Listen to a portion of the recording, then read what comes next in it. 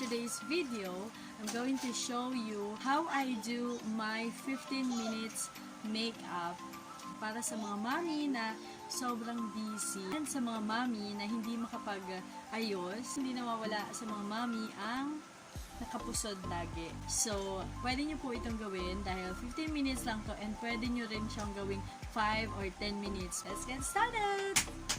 Okay guys, let's start. But first, let's put hairbrush.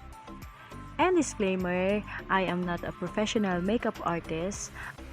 I am using Maxi Peel Concealing Cream, and this is a multi-benefit product that effectively conceals flaking that might appear on exfoliant treated skin. This is also packed with SPF 20, keeping skin protected from sun exposures. This product offers fair complexion in as early as 7 days. It also makes a fine makeup base, giving skin a polished, matte finish. This product also a dermatologically proven, safe and effective. I bought this product at Robinson's supermarket, and this is available any supermarket, especially in Watson's. Manufactured in the Philippines by Splash Corporation.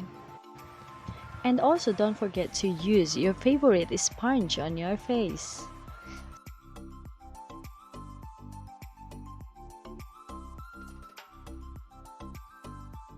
Next is Pond's White Beauty Finish Day Cream for oily skin that fades even pimple marks.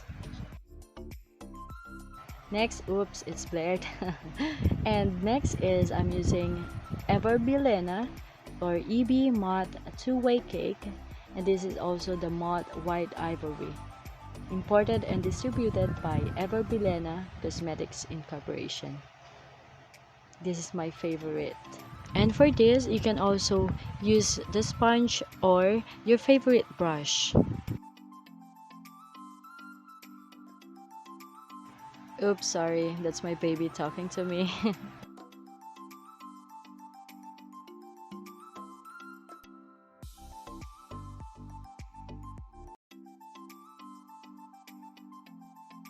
Okay, next is my favorite brown pencil for my eyebrow.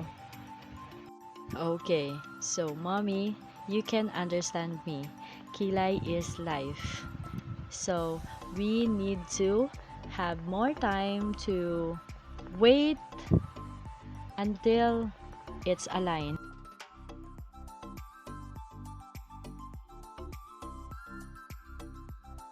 And para long lasting siya sa eyebrow ko, I'm using LA Girls Gel Liner. This is the Gel 723 Dark Brown. And medyo makapal yung eyebrow ko, so I'm using the small brush or yung small na parang comb sa brush. Ayan, para ma-align siya ng bongga. And excited lang ako kaya nag-curl ako, guys. Sorry naman. Wait lang. And guys, sabi ko nga hindi ako professional sa makeup, so okay na yan. And for our pointed nose, char, I'm using MAC Travel Pack Cosmetics for eyeshadow, eyebrow, blush, powder, and this is the number 3 by MAC Cosmetics. Okay, so I will be honest guys, ito ang pinakamatagal kapag nagme-makeup ako. Hindi lang yung eyebrow. Ito yung pinakamatagal. Okay? Alam nyo na kung bakit. Dahil nga, pointed nose ako. Happy? Char! Okay, next is our Full Lash Mascara by Avon Products. And ang code nito is Black FM01. So, hindi ako masyadong nagmamaskara. Nagka-curl lang po ako dahil sensitive po ang aking eyes. Next, I'm using MAC Travel Pack Cosmetics again para sa ating contour. So, I'm using brown powder from our MAC Travel Pack Cosmetics. And I'm using brown powder para sa aking contour. Ginagamit ko ito para medyo lumiit ang aking chubby face and aking wide na forehead.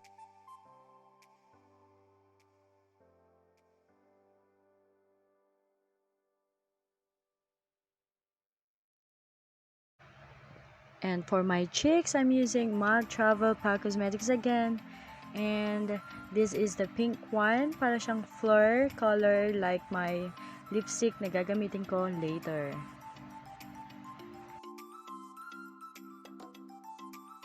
So, minsan, ito rin yung aking problem. Dahil medyo matagal din ako dito, pero kaya naman ng powers para mapantay din. Medyo matagal nga lang. Lastly is for our lips, we're using Matte Flat Finish Pigment Gloss from LA Girls. This is one of my favorite lipstick, and kahit kumain ka, hindi siya medyo matatanggal, as in talagang nandun pa yung konti. And because my lips is too small, light lang ang madalas kong ginagamit for my lipstick and for my makeup. And done!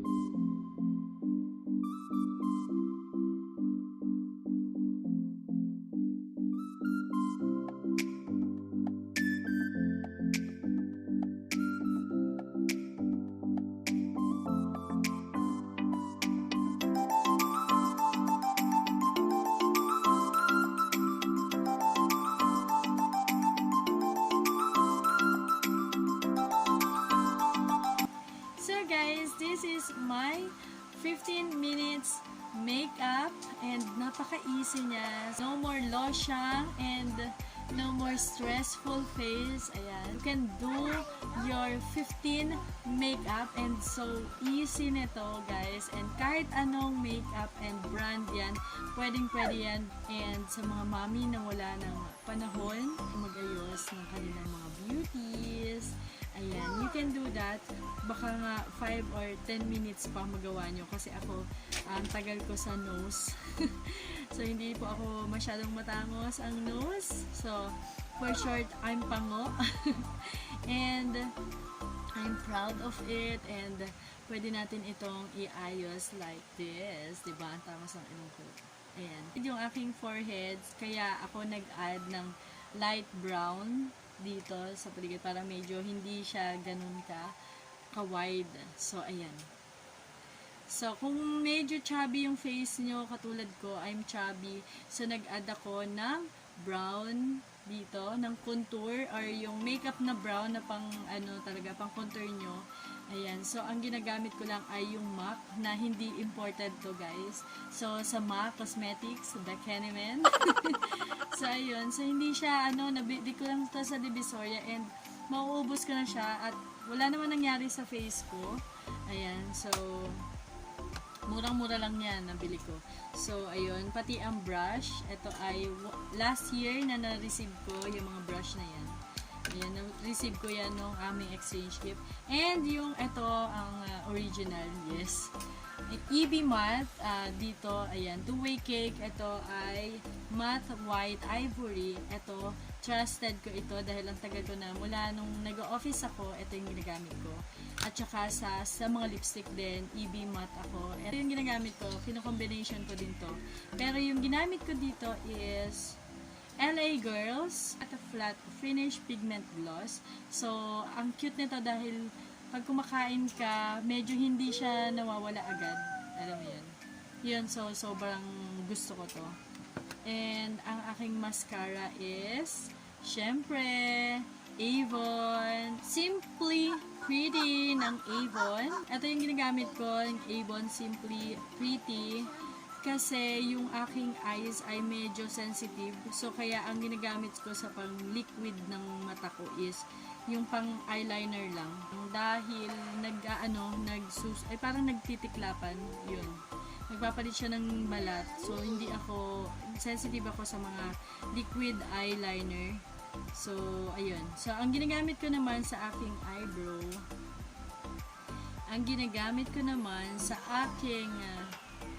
kilay is LA Girls din. Bigay naman to sa akin ng aking beshi wap na si Patrick. Hello, shout out to you, Patrick.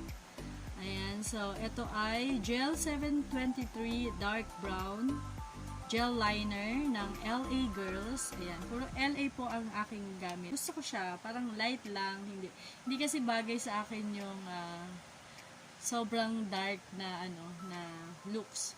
Ayan. So my blush on is MAC Travel Pack Cosmetics number 3. Ayan. So, hindi siya original, guys. Sa Divisoria ko lang ito nabili. So, ang gamit ko ay Maxi Peel na sachet and pans. Sachet yung ginagamit ko dahil trinay ko lang yung pans pa. And yung Maxi Peel, trinay ko lang din ito dahil nakita ko lang ito sa hipag ko kay Ate Myra. Ayan, shoutout to you, Ate Myra. Nag-try lang ako, kaya nasa sachet siya. Pero medyo maubos na dahil okay naman siya. So, bibili siguro ako nung nasa peel, ay nasa lagayan na.